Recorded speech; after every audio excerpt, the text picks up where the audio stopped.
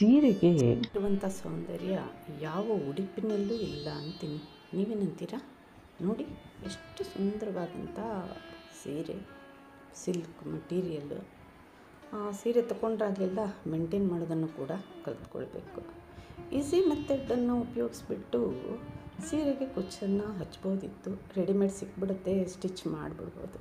But ಏನಾಗುತ್ತೆ, ಆ silk ಥ್ರೆಡ್ಡಲ್ಲಿ ನಮಗೆ ಸಿಗಲ್ಲ. ಅದಕ್ಕಾಗಿ ಈಸಿಯಾಗಿ ಒಂದು ಕುಚ್ಚನ್ನು ಹೇಗೆ ನಾವು ಕಟ್ಕೊಳ್ಬೋದು ಅನ್ನೋದನ್ನು ನಾನು ಟ್ರೈ ಮಾಡ್ತಾಯಿದ್ದೀನಿ. ನನ್ನ ಜೊತೆಗೆ ನೀವು ಕೂಡ ಟ್ರೈ ಮಾಡಿ ಕಲ್ತ್ಕೊಂಡ್ಬಿಡಿ. ಮನೆಯಲ್ಲೇ ಕೂತ್ಕೊಂಡು ನಮ್ಮ ಕೆಲಸ ನಾವು ಮಾಡಿಕೊಂಡ್ರೆ ಎಷ್ಟು ಖುಷಿ ಸಿಗುತ್ತೆ ಗೊತ್ತಾ. ಈ ರೀತಿಯಾಗಿರುವಂಥ ಒಂದು ಸೀರೆ ಒಳ್ಳೆ ಚೆನ್ನಾಗಿದೆ. ಅದನ್ನು ತಗೊಂಡೆ ಮತ್ತು ಸೈಡ್ಗೆ ಎಡ್ಜಿಗೆ ಸ್ವಲ್ಪ ಕಟ್ ಮಾಡಿಬಿಟ್ಟು ಅದನ್ನು ಸ್ಪ್ರೆಡ್ ಮಾಡೋದು. ಬಿಡಿಸಿ ಏನು ಮಾಡೋದು, ಅದು ಅಡ್ಡ ಮತ್ತು ಉದ್ದ ಇರುತ್ತಲ್ವ, ನೇದಿರ್ದಂಗೆ ಇರುತ್ತಲ್ವ, ಅದನ್ನು ನಿಧಾನವಾಗಿ ಒಂದೊಂದೇ ಥ್ರೆಡ್ಡಾಗಿ ತೆಗಿಬೇಕು. ಕಟ್ ಮಾಡಿ ತೆಗೆದುಬಿಟ್ರೆ ವೇಸ್ಟ್ ಆಗಿಬಿಡುತ್ತೆ. ಅದನ್ನೇ ಥ್ರೆಡ್ಡನ್ನು ನಿಧಾನವಾಗಿ ತೆಗೆದು ಇಟ್ಟುಬಿಟ್ರೆ ವೇಸ್ಟ್ ಆಗಲ್ಲ. ಅದನ್ನು ನಾವು ಕುಚ್ಚು ಕಟ್ಟಲಿಕ್ಕೆ ಸರಿಯಾಗಿ ಉಪಯೋಗಿಸ್ಕೊಳ್ಬೋದು. ಮೊದಲೆಲ್ಲ ಒಂದು ಟೊಪ್ಪಿನ ಸೆರಗಿನ ಸೀರೆ ಅಂತ ಬರ್ತಾಯಿತ್ತು. ಇಷ್ಟು ಚೆನ್ನಾಗಿರ್ತಾಯಿತ್ತು, ಇಷ್ಟು ಚೆನ್ನಾಗಿರುವಂಥ ಒಂದು ಟ್ರೆಡಿಷ್ನಲ್ ಲುಕ್ ಇರ್ತಾಯಿತ್ತು. ಈಗೂ ಕೂಡ ನಾವು ಅದನ್ನು ಬಿಡೋಕ್ಕಾಗಲ್ಲ, ಅಷ್ಟು ಚೆನ್ನಾಗಿರುತ್ತೆ. ನೋಡಿ ಈ ರೀತಿಯಾಗಿ ಎಲ್ಲ ಥ್ರೆಡ್ಡನ್ನು ನಮಗೆ ಎಷ್ಟು ಬೇಕು ಆ ರೀತಿಯಲ್ಲಿ ತೆಕ್ಕೊಳ್ಳೋದು.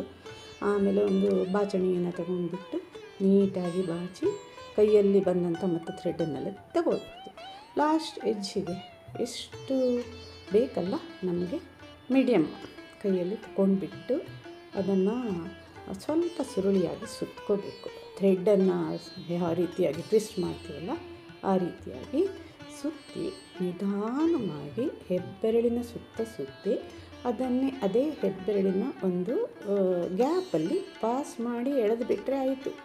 ಎಷ್ಟು ಈಸಿ ಗೊತ್ತಿದೆಯಾ ನೋಡಿ. ಕೂತಲ್ಲೇ ಕೆಲಸ ಆಗಿಬಿಡುತ್ತೆ. ಸ್ವಲ್ಪ ಟೈಮ್ ತಗೊಳುತ್ತೆ, ಬಟ್ ಹಾಗೆ ಕೂತ್ಕೊಂಡಾಗ ನಾವು ಈ ಕೆಲಸವನ್ನು ಮಾಡ್ತಾಯಿದ್ರೆ ಇದು ಕೂಡ ಒಂದು ಮೆಡಿಟೇಷನ್ನೇ, ಕಾನ್ಸಂಟ್ರೇಷನ್ನೇ ಅಂತ ಹೇಳ್ಬೋದು. ನಮ್ಮದು ಕೆಲಸನೂ ಕೂಡ ಆಯಿತು, ನಮ್ಮ ಸೀರೆಗೆ ಒಂದು ಲುಕ್ ಕೂಡ ಕೊಡ್ತೀವಿ.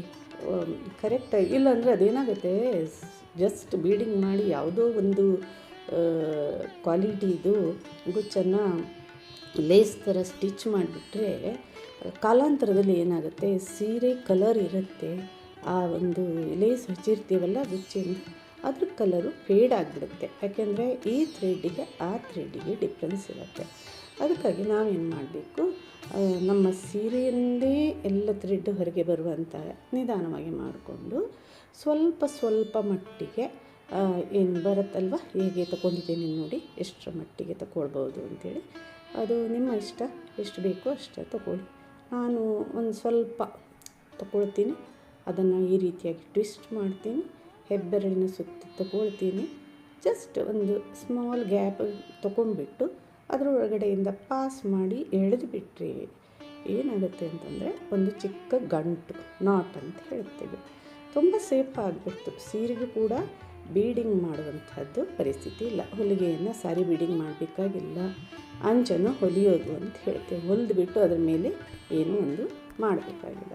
ನೋಡಿ, ಒಂದು ಸೀರೆಯನ್ನು ಉಟ್ಟು, ಬಾರ್ಡರ್ ಸೀರೆಯನ್ನು ಉಟ್ಟು, ಆಮೇಲೆ ಸೆರಗನ್ನು ಹಾಕಿದಾಗ ಈ ಕುಚ್ಚು ಕಟ್ಟಿದಂಥ ಸೆರಗನ್ನು ನೀಟಾಗಿ ಹಾಕಿ ಉಟ್ಟು ನೆರಿಗೆಯನ್ನು ಆರಿಸ್ತಾ ಹೋಗ್ತಾ ಇರುವಂಥ ಒಬ್ಬ ಮಹಿಳೆಯನ್ನು ನೋಡಿದಾಗ ಎಷ್ಟು ಸಂತೋಷ ಅನ್ನುತ್ತೆ ಗೊತ್ತಾ. ಗಾಂಭೀರ್ಯದಿಂದ ಕೂಡಿದಂಥ ಒಂದು ಸೌಂದರ್ಯ, ಅದರಲ್ಲಿ ಇರುವಂಥ ಬ್ಯೂಟಿ ಮತ್ತು ಎಲ್ಲೆಲ್ಲೂ ಇಲ್ಲ ಅಂತ ಹೇಳ್ಬೋದು. ಬಾರ್ಡರ್ ಕೂಡ ಚೆನ್ನಾಗಿದೆಯಲ್ಲ, ನನಗೆ ಕೂಡ ಇಷ್ಟ ಆಯಿತು. ಈ ಕಲರ್ ತುಂಬ ಚೆನ್ನಾಗಿದೆ. ಸೆಲೆಕ್ಟ್ ಮಾಡಿ ಆಸೆಯಿಂದ ತಗೊಂಡಿದ್ದು ನೋಡಿ. ಇಷ್ಟು ತಗೊಂಡ್ಬಿಡಿ. ಜಸ್ಟ್ ಸ್ಲೋ ಆಗಿ ಎರಡು ಬೆರಳಿನ ಮಧ್ಯದಲ್ಲಿ ನಿಧಾನವಾಗಿ ಅದನ್ನು ಟರ್ನ್ ಮಾಡ್ತಾ ಹೋಗಿ ಟ್ವಿಸ್ಟ್ ಮಾಡಿ ಅದೇ ಬೆರಳಿಗೆ ಹೆಬ್ಬೆರಳಿನ ಸುತ್ತ ತಗೊಳ್ಳಿ. ಮಧ್ಯದಲ್ಲಿ ಗ್ಯಾಪ್ನಲ್ಲಿ ಅದನ್ನು ಪಾಸ್ ಮಾಡಿ. ನಾನು ಒಂದೇ ಲೇಯರ್ನಲ್ಲಿ ಗುಚ್ಚನ್ನು ಕಟ್ಟಿದ್ದೀನಿ. ಮತ್ತೇನಾದರೂ ನಿಮಗೆ ನೆಕ್ಸ್ಟು ಅದನ್ನು ಎಕ್ಸ್ಟೆಂಡ್ ಮಾಡಬೇಕು ಅಂತಿದ್ದರೆ ಮತ್ತು ಹೆಚ್ಚು ಥ್ರೆಡ್ಡನ್ನು ತೆಕ್ಕೊಂಬಿಡಬೇಕು. ನನಗೆ ಇಷ್ಟು ಸಾಕು, ಯಾಕೆಂದರೆ ಸೀರೆಯ ಥ್ರೆಡ್ಡು ಹೊರಕ್ಕೆ ಬರಲ್ಲ. ಜಾಸ್ತಿ ಉದ್ದ ಅಗಲವಾದಂಥ ಕುಚ್ಚನ್ನು ಕಟ್ಟಿದರೆ ನಾವೇನಾದರೂ ಸೆರಗನ್ನು ಹಾಕಿ ಹೋಗ್ತಾ ಇರುವಾಗ ಸೈಡಲ್ಲಿ ಏನಾದರೂ ಇದ್ದರೆ ಅದಕ್ಕೆ ಹೋಗಿ ಸಿಕ್ಕಾಕೊಂಡ್ಬಿಡುತ್ತೆ. ಅಷ್ಟೆಲ್ಲ ಮಾಡಲಿ. ಕೆಲವರು ಮಣಿಯನ್ನು ಹಾಕ್ಬೋದು, ನಾವು ಅದ್ರ ಜೊತೆಗೆ ಗೋಲ್ಡನ್ ಮಣಿಯನ್ನು ಕೂಡ ಹಾಕ್ಬೋದು.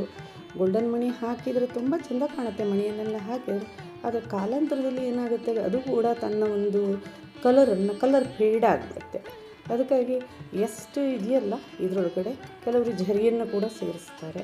ಆದರೆ ನಾನೇನು ಮಾಡ್ತೀನಿ ಅಂತಂದರೆ ಇದರೊಳಗಡೆ ಇರುವಂಥ ಥ್ರೆಡ್ಡನ್ನೇ ಬಳಸ್ಕೊಂಡು ಅದನ್ನೇ ನಾನು ಕುಚ್ಚನ್ನು ಕಟ್ಟಿದಾಗ ಕಲರ್ ಏನಾದರೂ ಸೀರೆದೆ ಫೇಡ್ ಆದರೆ ಸಾರಿಯ ಕುಚ್ಚಿನ ಕಲರ್ ಕೂಡ ಫೇಡ್ ಆಗುತ್ತೆ.